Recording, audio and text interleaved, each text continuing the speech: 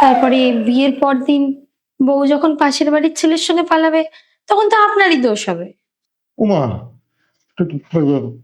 পালিয়ে যাওয়ার সম্ভাবনা আছে বুঝি? তা নয় তো কি, মেয়েরা সেই ড্রাইভারকেই পছন্দ করে যে বেশি জোরে গাড়ি চালাতে পারে।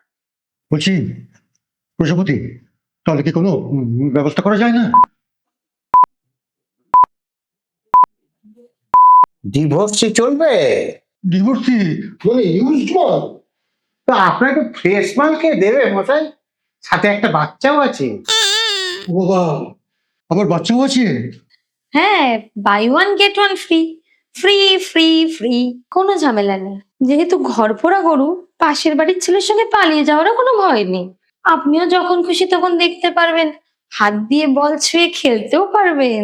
আর আপনি গাড়ি চালাতে না পারলেও ওর কোনো মাথা ব্যথা থাকবে না। ছোট্ট ফ্যামিলি, হ্যাপি ফ্যামিলি। বেশ, তাহলে তাই করুন।